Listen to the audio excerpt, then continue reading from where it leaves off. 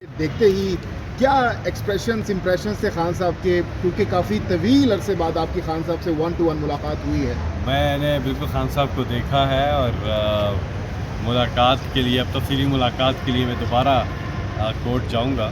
اور بڑی اچھی رہی. انہوں نے آپ نے داڑھی کا پوچھا تو خان صاحب نے کہا کہ اس کو تھوڑا سا ٹرم کرو، میرے والی بات کرو. ہاں آپ والی بات کی. نہیں فیصل بھائی، ایسے ہماری آڈینس کو ذرا یہ بتائیے کہ جب آپ اندر گئے تو خان صاحب بیٹھے ہوئے تھے، کھڑے تھے کیا؟ سب سے پہلے ذرا تفصیلی طور پر شروعات سے بتائیے گا. کافی لوگ تھے اور زیادہ ڈسکشن ہو رہی تھی.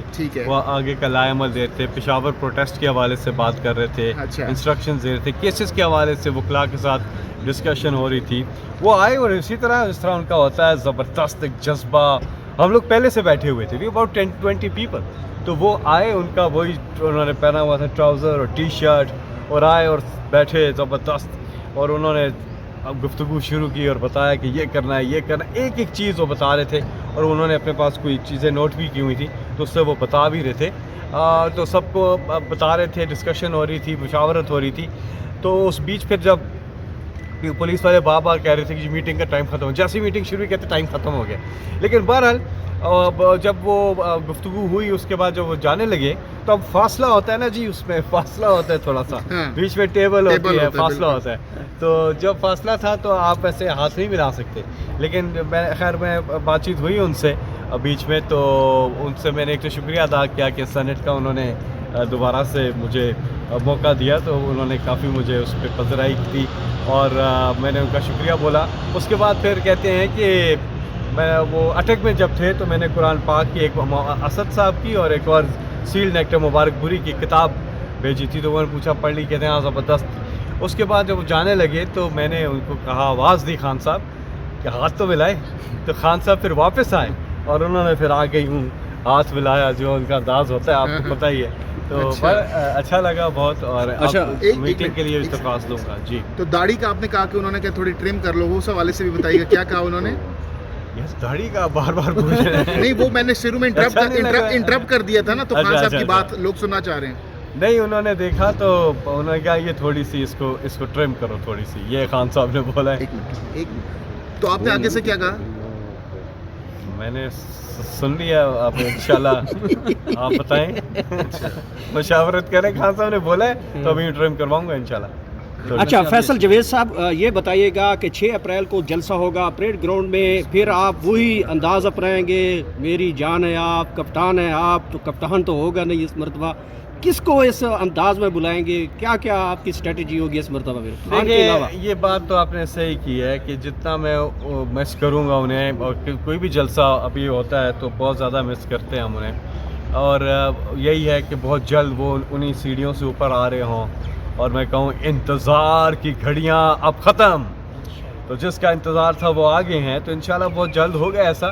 لیکن ظاہر ہے ان کی عادت کی ہے، میں نے کوئی 2000 سے زیادہ جلسے ان کے ساتھ کیے ہیں شروع سے اب تک. تو کوئٹہ، وزیرستان، کراچی، سندھ، انٹیریئر سندھ، ہر جگہ تو بڑا ہوتا تھا. تو یہ عمران خان کے بغیر جو ہے نا جلسہ، اس کا مزہ نہیں آتا. لیکن ہم نے یہ جلسہ کرنا ہی اس لیے ہے کہ عمران خان قیدی نمبر 804 کی رہائی، یہ ہے ہمارا. فیصل بھائی یہ بتائیے گا کہ غلطیاں تو نہیں دہرائے گی اگر دوبارہ سے اقتدار میں آتی ہے؟ جس طرح انہوں نے ماضی میں غلطیاں کی، کیا پاکستان تحریک انصاف کی لیڈرشپ نے اپنی کی ہوئی غلطیوں سے سبق حاصل کیے؟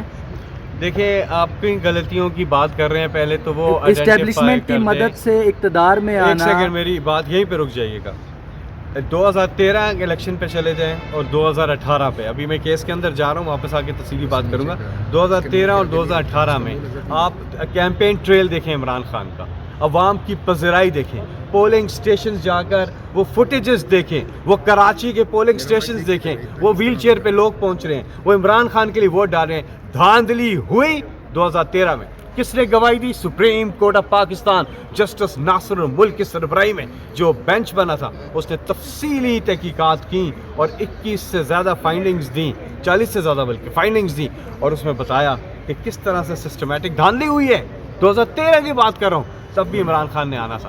پھر 2018 میں धांधली हुई है इमरान खान साहब के साथ। 20 से 25 सीटें हमारी जो बनती थी वो हमें नहीं दी गई।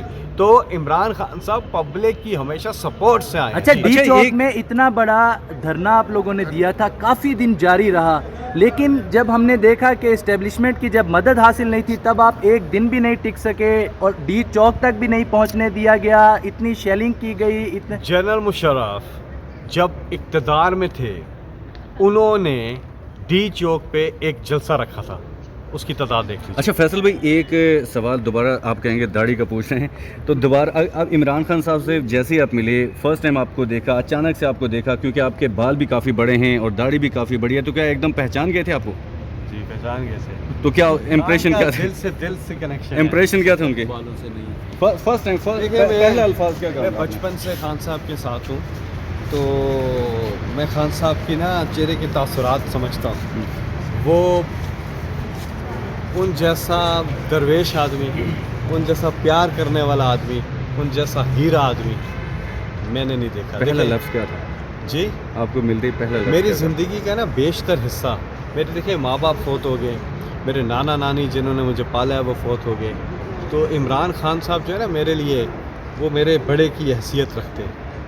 तो उनके साथ रिश्ता ऐसा है और मोहब्बत का रिश्ता है। अभी मैं केस में अंदर जा रहा हूँ, वापस आके फिर बात करते हैं। मियां जवेद लतीफ़ ने कमेंट किया है कल, जो कहते हैं कि इमरान खान के साथ अब मामला बिल्कुल सेट हो गए हैं और वो इसको वापस लेके आना चाहते हैं। उनका इशारा एस्टेब्लिशमेंट की तरफ। हमारी डील तो किसी से नहीं होती, हमारी डील होती है पाकिस्तान की आवाम के साथ। अच्छा फैसल जावेद भाई, ये बताइएगा किस तरीके से इस्तेमाल करेंगे खान साहब की रिहाई पर आप लोग?